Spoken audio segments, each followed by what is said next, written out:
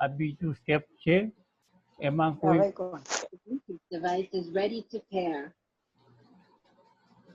બીજા કોઈ ભાઈઓને પ્રશ્નો પૂછવો હોય તો પૂછી શકે.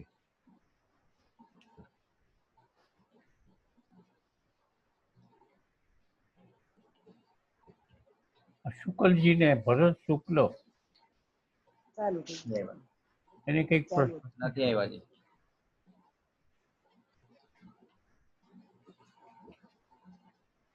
હા આવ્યા. ભરત અહીં તો ગોવિંદભાઈ છે. ના કોણ આવ્યું? ભરતભાઈ આવી છે ને એમ છે.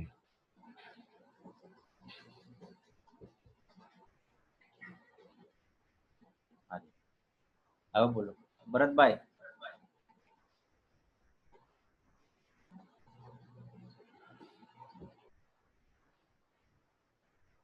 પૂછવું છે કઈ? ભરત, ભરત તારે પૂછવું છે કઈ? બોલો. બોલે છે. બોલતા નથી, ખાલી હાથ આમ કરે. તારે કઈ પૂછવું છે? બોલે છે.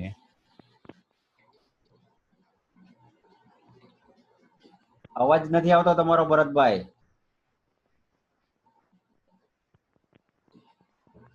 હલો. જો બોલે છે કઈ પણ અવાજ નથી આવતો આપણને.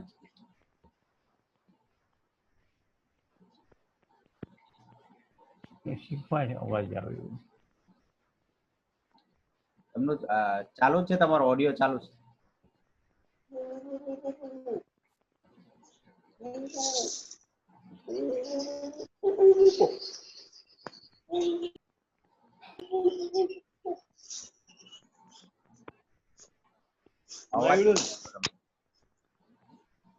તમે ઇયરફોન લગાવીને વાત કરો.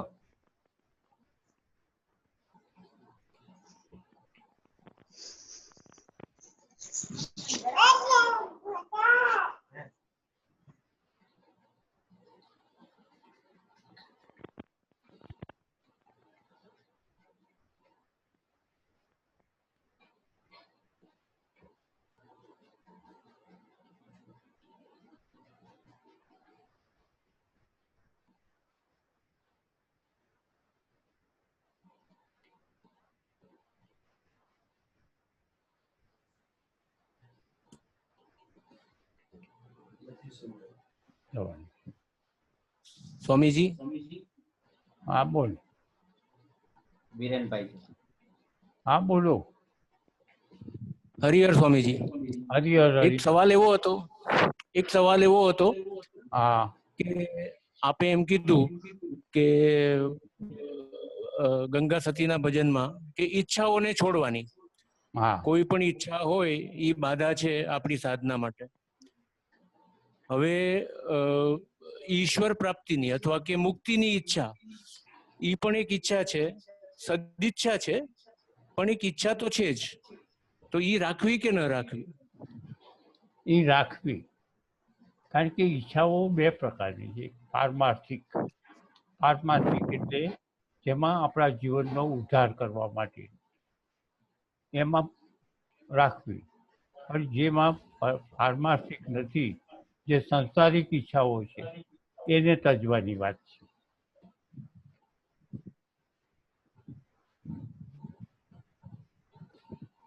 પણ સ્વામીજી એમાં એવું થાય કે આપણું મન જે છે ઈ જેમ અહંકાર પાછળથી આવે તો પેલા તો સદઈચ્છા હોય, પછી ઈચ્છા આપણી પૂરી ન થાય અથવા એમાં કઈ તકલીફ આવે તો મન એમ કે આ બહુ તકલીફ છે, અરે આ તો આમ છે, અથવા તો હજી મારી ઈચ્છા પૂરી નથી થઈ, મને મોક્ષ નથી મળ્યો, અથવા મને એ જ્ઞાન પૂર્ણ નથી થયું મારું.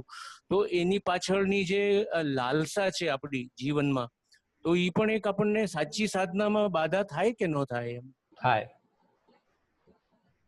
તો તમારી સાધના ભજન ખોટું, ભજનમાં ક્યાંક ભૂલ, એટલે તમારે નથી આગળ વધી શકતા.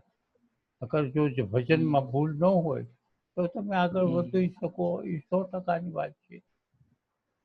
બરાબર છે. તમારી સાધનાઓ બરાબર હોય તો એમાં કઈ વાંધો જ ન આવે. એટલે હું કહું છું ને કે સાધનાઓ બરાબર કરો અને પોતે જાગતા રહો. બરાબર. જાગતા રહો એટલે શું કે આ સાધના બરાબર છે ને, મારી સાધનામાં કઈ ભૂલ નથી થતી ને. અને ગુરુ એટલા માટે જ છે કે ગુરુનું માર્ગદર્શન અવારનવાર મેળવવું. પોતે જે ક્યાંક ભૂલ કરતો હોય તો માનો કે એક ભૂલ થઈ અને એણે 6 મહિના સુધી ભજન કર્યું પણ એ ભૂલવાળું હતું, તો એને 6 મહિના તો એના બગડ્યા. 6 મહિના તો એના બગડ્યા. એટલે ગુરુ હોય તો અવારનવાર પૂછી અને આગળ વધે. બરાબર બરાબર, એટલું સમજાણું. અને એક વસ્તુ ઈ છે સ્વામીજી કે ગંગા સતીના ભજનમાં આપણે આવ્યું કે આ સાધના છે એ ખાંડાની ધાર જેવી છે, બહુ કઠણ છે અને એમાં બહુ જ તપશ્ચર્યા હોય કે બહુ મહેનત કરવી પડે અથવા તપ કરવું પડે એ પ્રમાણે. અને તમે પણ કીધું કે 3-3.5 વર્ષ તમે આપો તો જે પણ તમારું લક્ષ્ય છે એ પૂરું થાય. તો એટલે 3.5 વર્ષનું તમે લક્ષ્ય આપ્યું, 4 વર્ષનું આપણે રાખીએ સમજો. પણ તમે જયારે એમ કહો કે આ બહુ કઠિન છે તો પછી મનમાં ડર પણ આવે. તો એને હવે એક સાધક હોય અમારા જેવા, એને શું કરવાનું? એમ 3.5 વર્ષનો નિર્ણય કરીને આવો એટલે અહીં ખાંડાગીરી ધારમાં જ હું લઉં તમને. કાંઈ તમને અહીં સ્વાગત ન કરું. બરાબર છે. શું ખાવું, શું ખવડાવવું, કેટલું ખવડાવવું, ક્યારે ક્યારે ખવડાવવું, ત્યાંથી માંડીને શરૂઆત થાય. કેટલા વાગે ઉઠવું, આખું જીવન તમારે મને સોંપી દેવું પડે. એટલે એ પછી ખાંડા જેવી ધાર જ થઈ જાય. સમજ્યા? અહીં તો હિંમત એટલે હું હોય. ગુરુને એ જ પૂછું છું કે અમારે ડરવાનું કે અમારે તમને સોંપીને નિશ્ચિંત થઈ જવાનું? એમ નિશ્ચિત થઈ જવાનું, ડરવાનું નહીં, પણ એક મક્કમ તો હોવો જોઈએ. ગંગા સતીએ કેટલી વાર કીધું આવો મેદાનમાં, આવો મેદાનમાં, 2-3 જગ્યાએ કીધું. એટલે આ મેદાનમાં જ છે. એ સરિયા કરવા હોય તો જ આવાય મેદાન. સ્વામીજીએ પણ કીધું કે આવો મેદાનમાં, આવો મેદાનમાં. હા, ગંગા સતીએ કીધું એમાં આપણે કહીએ છીએ. આપણે કહીએ મેદાનમાં તો છે જ.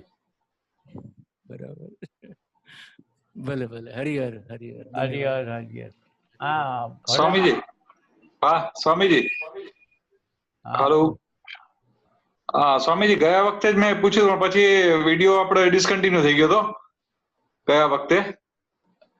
હાલો. હા બોલો. હા બોલો. હા, ગયા વખતે આપણે પ્રશ્ન પૂછ્યો ને પછી વિડીયો ડિસકન્ટિન્યુ થઈ ગયો હતો, એટલે આપણે પછી સમજી નતા શક્યા કે સ્વામીજીએ કીધું ને 3.5 વર્ષ. હવે ત્યારે એ જ વાત થઈ કે આપણે સંસારમાં થોડી જવાબદારીને એ બધાને કારણે 3.5 વર્ષ ત્યાં ના આવી શકીએ, પણ સંસારમાં રહીને આપણે જે કઈ કરવું, ત્યાં સ્વામીજી કીધું કે કોઈ મંત્ર લેવો ને બધી વાત કરતા હતા, ત્યાં વિડીયો ડિસકન્ટિન્યુ થઈ ગયો. તો એ સ્વામીજીને કઈ એ થોડું સમજાવે, થોડું બરાબર ને? સંસારમાં રહીને કેવી રીતે સાધના કરવી, પેલું તમે હોઠ વગરનું એ એમનું આપણે ત્યારે બંધ થઈ ગયું હતું ને, એવું સમજાવો. હા. સંસારમાં રહીને તમારું જગત જે તમને કીધું છે એ જગત છોડવાનું નથી. પણ તમને જે મંત્ર હોય, પ્રિયમાં પ્રિય મંત્ર હોય, એ મંત્રને તમે જીભ અને ઓઠ હલ્યા વગર તમે સતત ચાલુ રાખો. પવિત્ર અપવિત્રની કોઈ જરૂર નથી. કોઈ પણ જગ્યાએ તમે કરી શકો, પણ જીભ અને ઓઠ ન હલે તે રીતે તમે કરો. કારણ કે ગંગા સતીએ બીજા કે ત્રીજા ભજનમાં સીધું કીધું છે કે હું તને આ યુક્તિ બતાવું. એટલે આ જે છે એ શોર્ટકટ છે. તમે બીજી બધી વિધિઓ કરો અને એ વિધિમાં સફળ થવામાં વાર લાગે, પણ આ જો તમારું ઊંઘતા ઊંઘતા પણ તમારું ભજન ચાલતું એવું થઈ છે. હવે એમાં મેં તમને દાખલો દીધો હતો કે અર્જુનના વાળ હતા, હતો જ તું. આ તો અર્જુનના વાળમાંથી શ્રી કૃષ્ણ શરણમ મમ, શ્રી કૃષ્ણ આ નીકળે. એ રીતે જો આપણે પણ એ રીતની સાધનાઓ હોય કે મંત્ર જો બોલાતો હોય તો આપણા રૂવાડામાં શ્રી કૃષ્ણ શરણમ મમ જે આપણે મંત્ર બોલતા હોય નીકળે તો એ મય થઈ જવાય.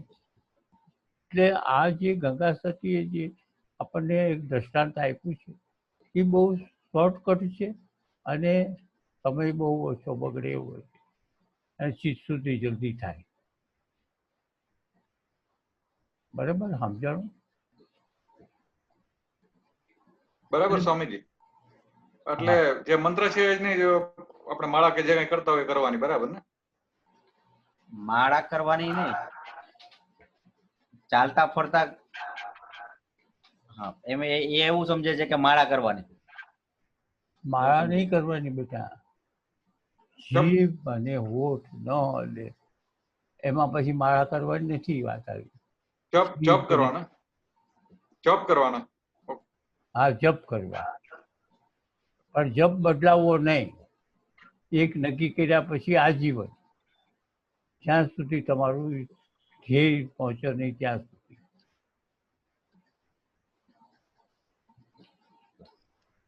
કોરોના પરિસ્થિતિ પછી આપણે આશ્રમનું રેગ્યુલર ક્યારે થવાનું, દર્શન કરવા આવવું હોય તો?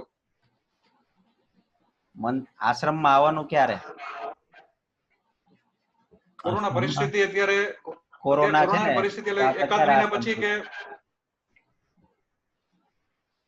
હું સમજાવું છું, તમે બોલો. હા બોલો. અત્યારે તો કોરોના છે ને એટલે આશ્રમમાં એટલા માટે કેવું જનરલી બધા મંદિરો હજી એકાદ મહિના પછી ખુલશે, તો આપણે સાતમ આઠમ કે પછી જયારે કઈ ક્યારે ખોલવાનું હશે એમ એ હજુ કઈ નક્કી નથી થયું. બરાબર બરાબર. હા, ઓકે છે. આશ્રમ ક્યારે ખુલવાનો છે મેં કોઈ નક્કી નથી કર્યું. હજી નક્કી નથી. કદાચ ગુરુ પૂર્ણિમા પણ નહીં થાય. ગુરુ પૂર્ણિમા જે વર્ષો વર્ષ ઉજવાય છે એ પણ આ વર્ષે કદાચ નહીં બને. જોકે અત્યારે નહીં પણ 10-20 દિવસ બાકી છે ત્યારે યસ કે નો ગુરુ પૂર્ણિમા ઉજવવી કે ન ઉજવવી એ તમને 10 દિવસ બાકી છે ત્યારે તમને કહેવામાં આવશે. પણ લગભગ મોટે ભાગે ગુરુ પૂર્ણિમા ઉજવવી નથી,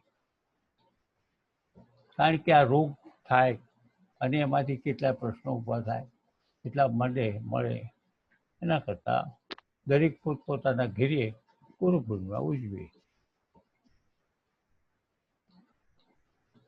હર્ષાબેન નો સવાલ છે. હા બોલ. બોલો હર્ષાબેન. હરિહર. હા હરિહર.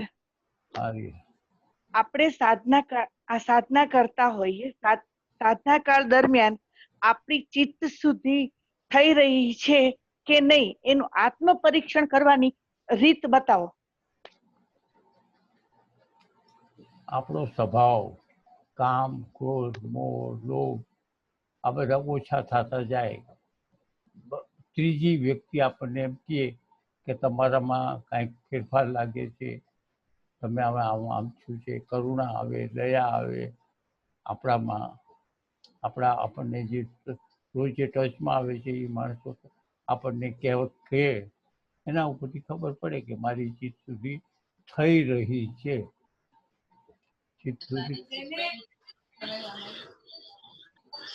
હે એ તો બીજું માઇક ચાલુ. હા બોલો હર્ષાબેન, બરોબર? હા, ખ્યાલ આવી ગયો. બીજું અરે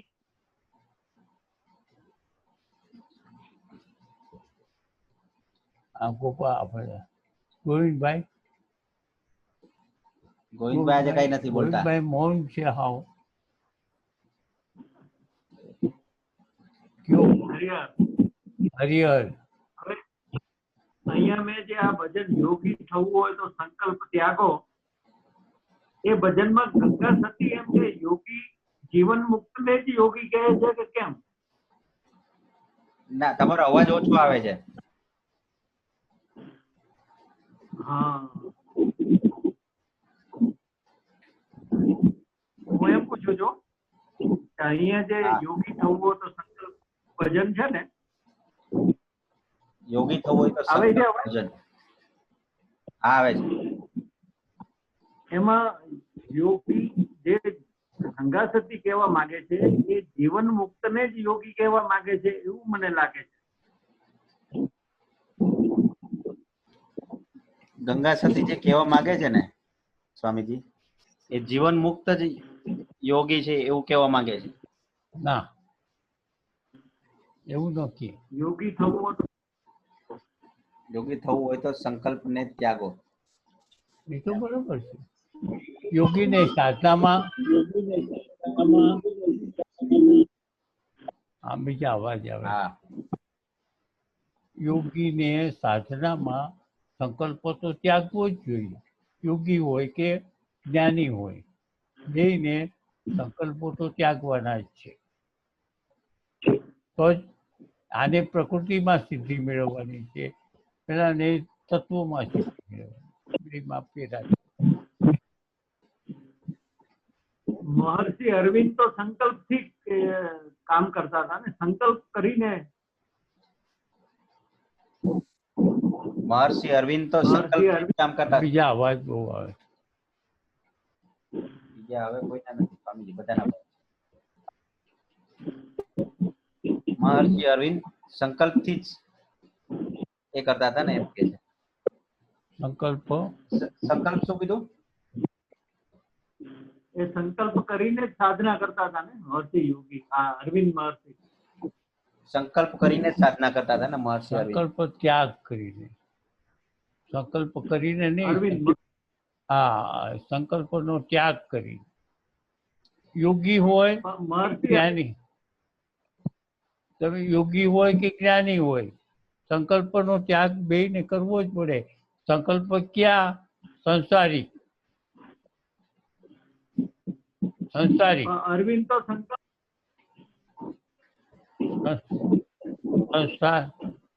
સંસારિક સંકલ્પો ત્યાગ. પણ પછી એને જે જગતના કલ્યાણ માટે થઈને જે સંકલ્પ કરે એ તો હોય જ.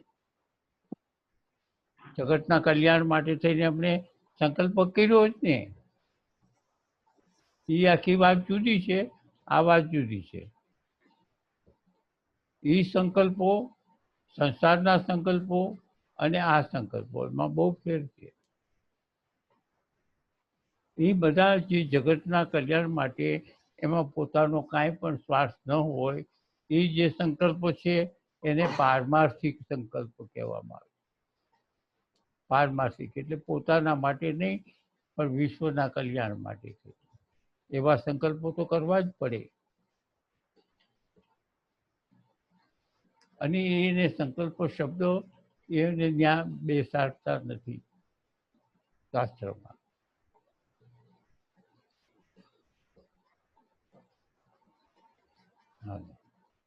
મુકેશભાઈ, મુકેશભાઈ કાંઈ કેવું છે પ્રભુ? પારેખભાઈ નથી આવ્યા? પારેખભાઈ છે ક્યાંય? પેલા આવ્યા હતા, પછી અત્યારે નથી. હા,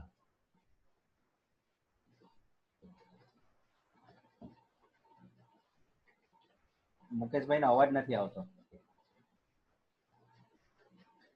મુકેશભાઈ મારા જેવા છે, એને કાંઈ આવડે નહીં. છોકરાઓ ગોઠવી દે.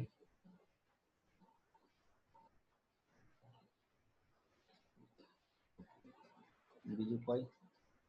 નરેશભાઈ? હા, બોલો.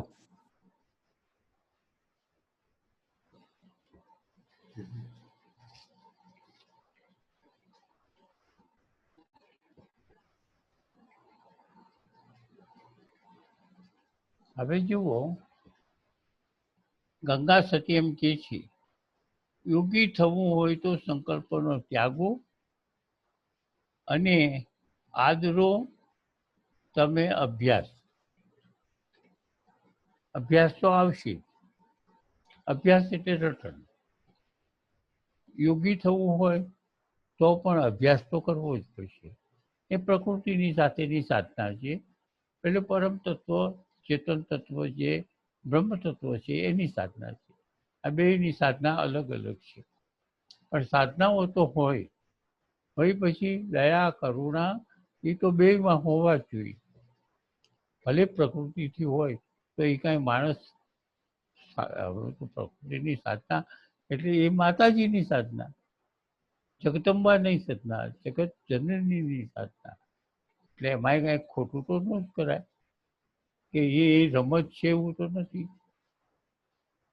એટલે એની સાધના કરે છે, આની સાધના કરે છે.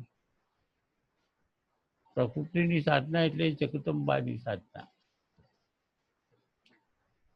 તમને બધા જો આ હોય તો ખબર હોય તો અરવિંદભાઈ જે હતા, અરવિંદ હું અશ્વિનભાઈ કાપડિયા, તો એ પહેલા માતાજીની સ્તુતિ કરતા અને પછી શરૂ કરતા. એટલે એ જગદંબાની સાધના એટલે પ્રકૃતિની સાધના. પછી બીજી લીટીમાં એમ કીધું છે, હરિ ભાળવા હોય તો હિંમત રાખો અને પરિપૂર્ણ સર્વમાં વાસ. હરિને ભાળવા હોય તો. હવે આ જે છે ને ત્રિગુણાની, અત્યારે આપણે જે ગંગા સતી જે ભજન છે એમાં ભજનમાં આપણે યોગીની વાત નથી.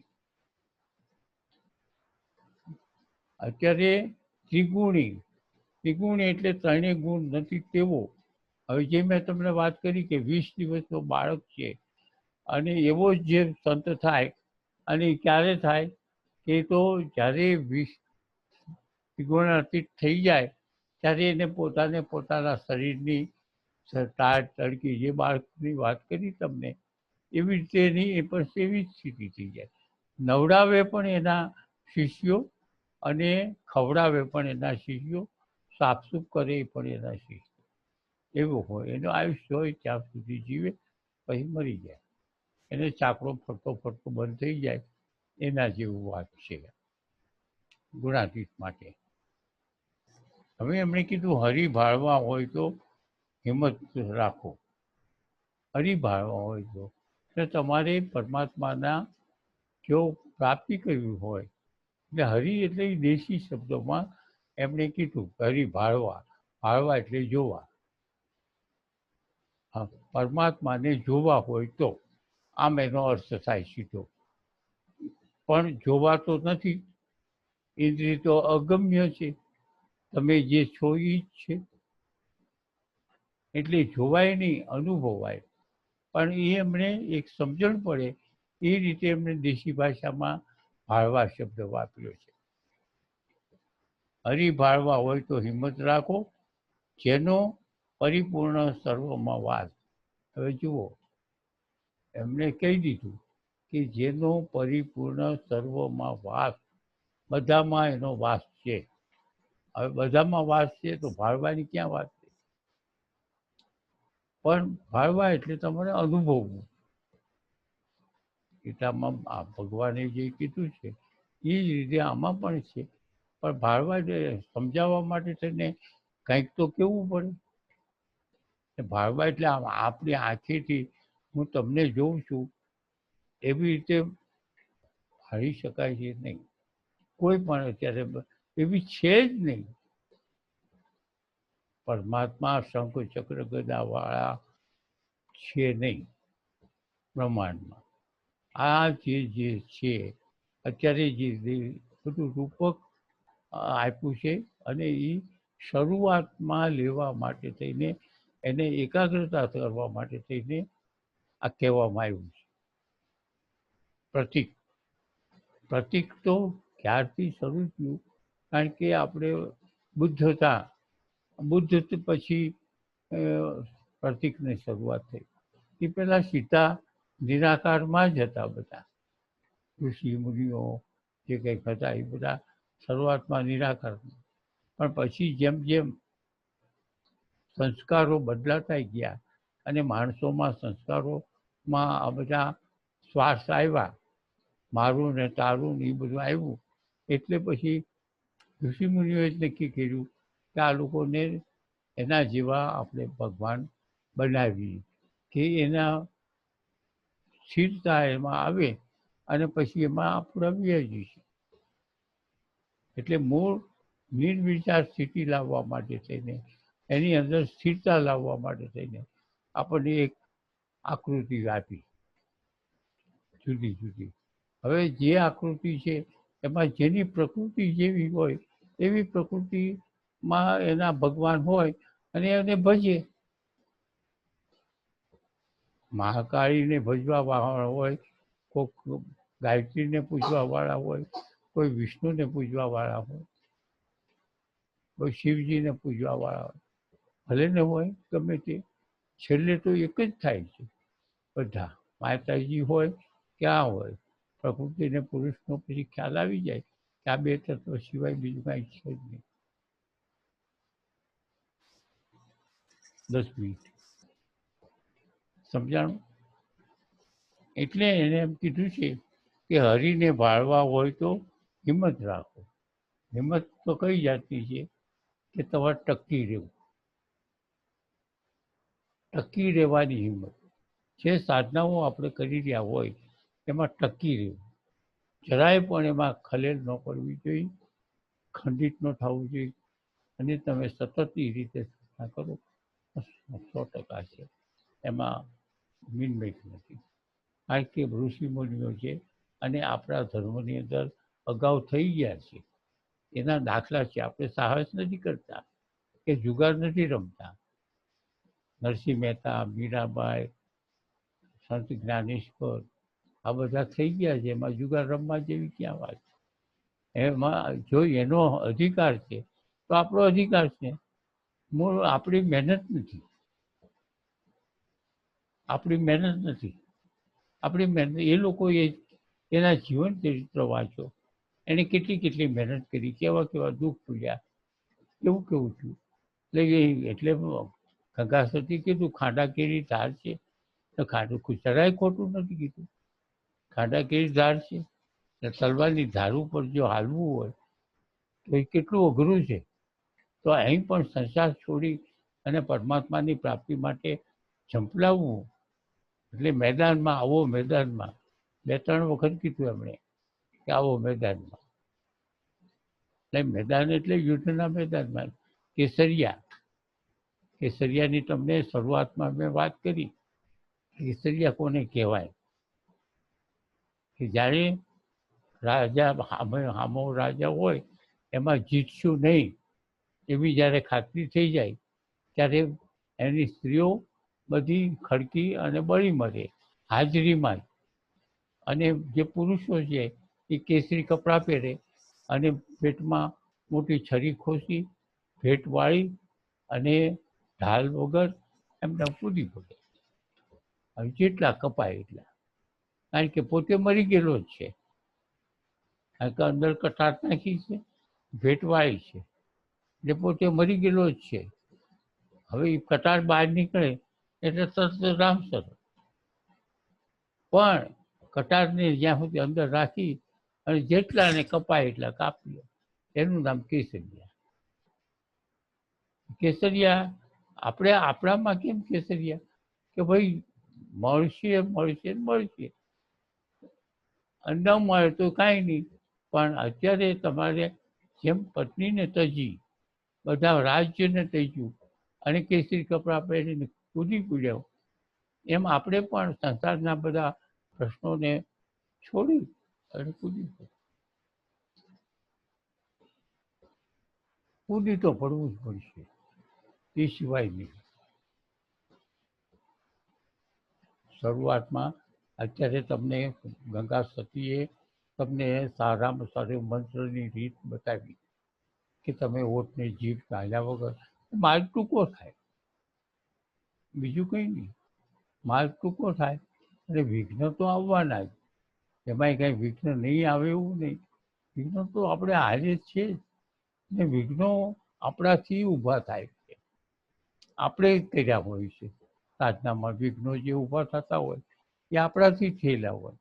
આપણે ધ્યાન રાખવું, સંચિત કર્મો એવા કર્યા હોય કે એ પાછા આડા આવે ત્યારે. એટલે પ્રાર્થના કરવી, એવી રીતે ચાલુ રાખવું.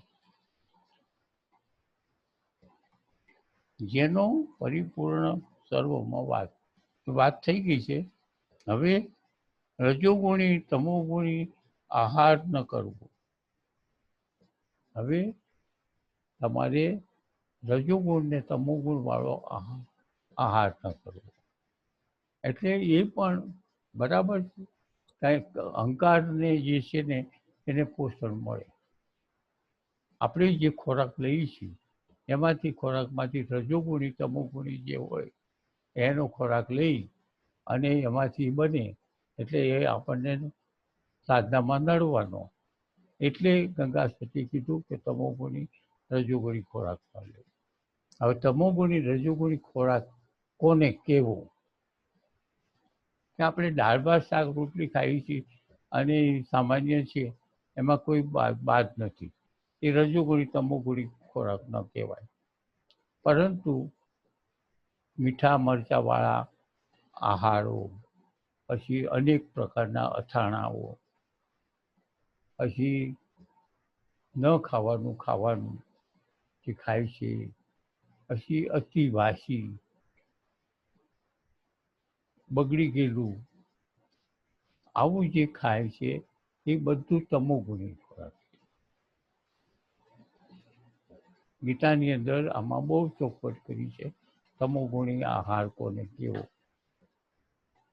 દાળ ભાત શાક રોટલી સાદા ખાઈ છીએ એ તો સાત્વિક ખોરાક જ છે.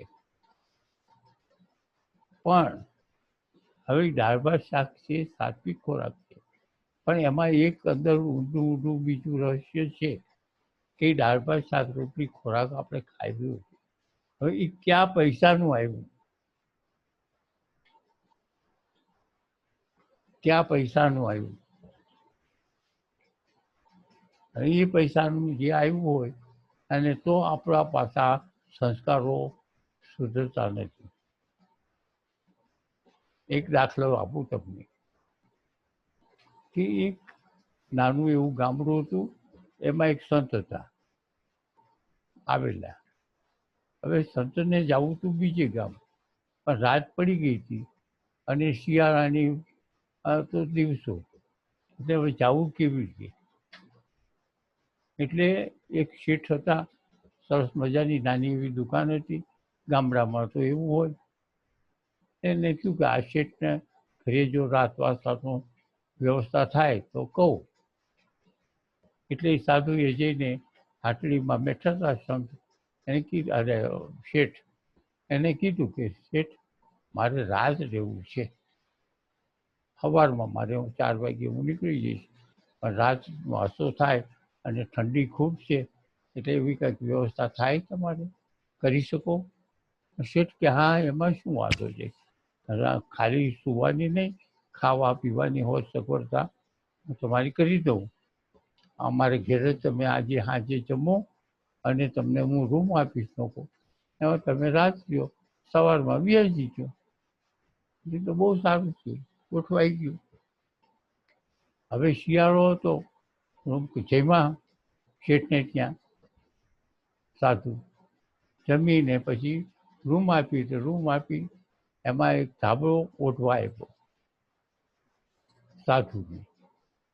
સવારમાં વહેલા 5 વાગે ઉઠ્યા, ઉઠીને એ તો નીકળી ગયા, ધાબળો ઓઢી અને સીધા નીકળી ગયા. અને લગભગ 1-2 કિલોમીટર ચાલ્યા, ત્યાં નદી આવી.